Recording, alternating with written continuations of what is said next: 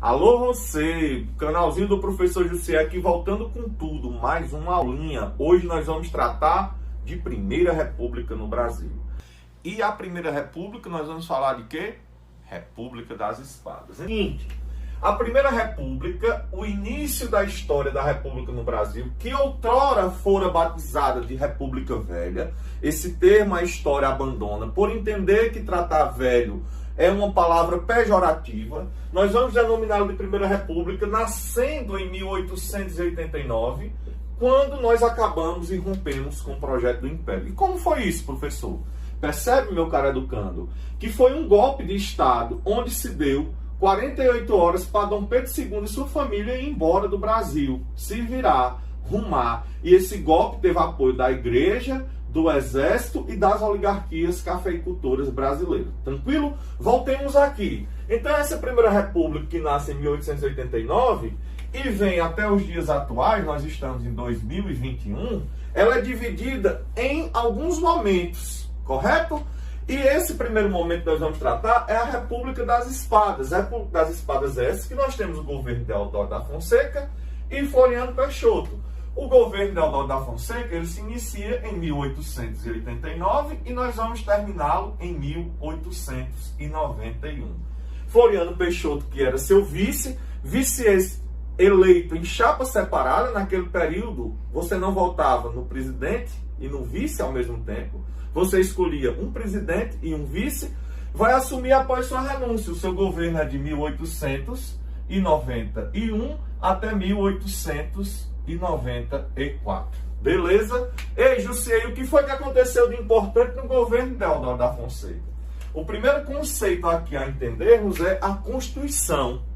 Antes da Constituição, alguns trâmites jurídicos aconteceram no Brasil. A saber, a grande naturalização. Objeto jurídico instituído no governo de Deodoro para que os europeus se naturalizassem brasileiros. Qual o intuito disso? Embranquecer a sociedade brasileira. Aí você já vê uma questão de preconceito à tona na política do Estado brasileiro. Esse mesmo Estado que depois vai tocar literalmente fogo em todos os dados da escravidão e do tráfico de africanos para o Brasil.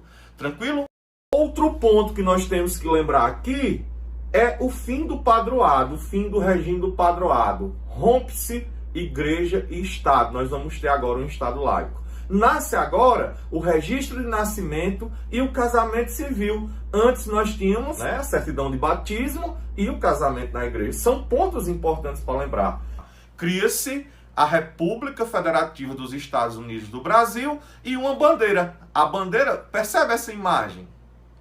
A bandeira é a cópia da bandeira dos Estados Unidos da América, né? Nós só vamos incluir aí o verde e o amarelo. Logo, isso vai mudar e nós vamos ter a base do que é a nossa bandeira atual. Então, em se tratando da Constituição, professor, quais os pontos mais importantes a entendermos? Que o Brasil vai ser uma república tripartida, divisão dos poderes em legislativo, executivo e judiciário, aos moldes do iluminista do Barão de Montesquieu. Nós vamos ter a união de vários estados ou províncias que vão formar as unidades federativas para criar a união. Então, nossa república é uma república federalista, onde os estados eles possuem autonomia. Será se de fato o Estado brasileiro, os estados no Brasil possuem autonomia? Porque na Constituição do Estado, ela tem que estar extremamente alinhada à Constituição Federal Brasileira. É uma crítica que a gente tem que refletir, porque lá nos Estados Unidos existem estados que permitem a prisão perpétua, existem estados que não permitem, outros que é permitido a utilização de armas e alguns não permitem. É uma reflexão que a gente tem que fazer aqui nesse contexto. Então, voltando, o modelo é presidencialista, a divisão de poderes em três. Nós vivemos o federalismo. São pontos importantes para lembrar. E aí, quem é que vota? Quem vota? Primeiro, machismo, homens. Segundo, elitismo, analfabetos, não vota. Então só vota quem é alfabetizado. O pobre, o preto, o indivíduo que habita a periferia, é alfabetizado? Não. Por isso o elitismo dessa Constituição. Então, repito, mulher não vota, analfabeto não vota, correto? pobres e mendigos não votam. Quem é que vai votar, professor? Homens alfabetizados maiores de idade, com 21 anos de idade. Beleza? É muito importante atentar a esses conceitos aí. Jussier, o que foi o encilhamento no governo de Deodoro? O encilhamento é um nome pejorativo dado à ideia do ministro Rui Barbosa para o desenvolvimento da industrialização no Brasil. Ele vai emitir papel moeda com a intenção de fomentar o projeto de desenvolvimento industrial no Brasil. Com a emissão desses papéis moedas, nós vamos ter aí uma crise inflacionária.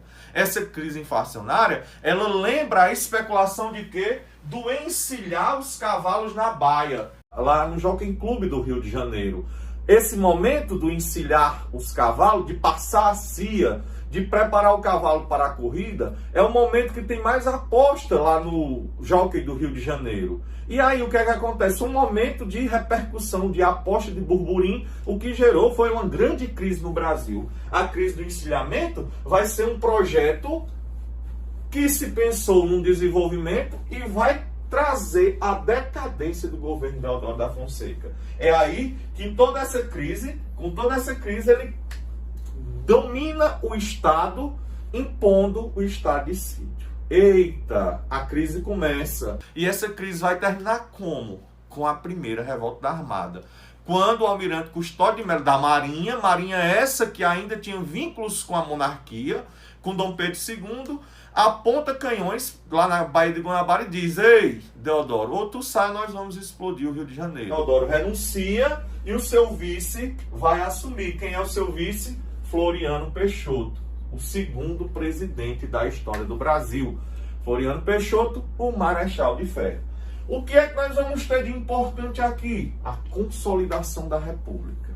É ele que vai acalmar o país, é ele que vai reestruturar a economia, é ele que vai desenvolver gradativamente a industrialização, vai apoiar o Baronato do Café de Rio, Minas e São Paulo, vai alimentar a população, construir casas populares nos grandes centros, vai ser ele o consolidador da República, o governo estruturante, o primeiro governo de fato estruturante do Brasil.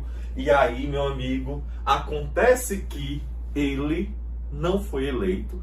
Tinha que convocar novas eleições, mas ele vai continuar e já já nós vamos saber o problema que vai ocorrer. O que estava acontecendo no Brasil? Lá no Rio Grande do Sul, nós estávamos vivendo um conflito de interesse de política local. De um lado, os maragatos, do outro, os pica-paus. Um conflito no Rio Grande do Sul em que o presidente da província rio-grandense ele poderia ser candidato à eleição quantas vezes quiser. Por quê? Porque a lei era estadual naquele momento. A lei era estadual naquele momento. Então você tinha de um lado uma disputa entre federalistas e centralistas. Essa revolta ela vai se vincular em algum momento com o conflito da Segunda Revolta da Armada? Sim. Os derrotados daquela região, eles vão se unir ao almirante Custódio de Melo no que se convencionou chamar de Segunda Revolta da Armada. E Jussier, por que o apelido de Floriano de Marechal de Ferro? Porque certa vez um partidário dele perguntou: Marechal, e se alguém tentar contra o seu governo? Ele respondeu: resolvia a bala. Daí o apelido Marechal de Ferro. E por que eu estou falando disso agora? Estou falando exatamente porque ele vai fazer isso. Na Segunda Revolta da Armada, quando Custódio de Melo aponta os canhões na Baía da Guanabara para o Rio de Janeiro, ele monta o seu exército, ele pede auxílio de outros pontos da Marinha no Brasil e vai se confrontar contra a Marinha e Custódio de Melo, prendendo muita gente, vencendo aquele movimento e tornando-se ele o consolidador. Posteriormente, chega o fim do seu mandato, ele vai convocar novas eleições e nós vamos ter agora o aumento da República das Oligarquias. Gente, beleza, mais uma aulinha concluída. Vos deixo um forte abraço e vos digo até a vitória.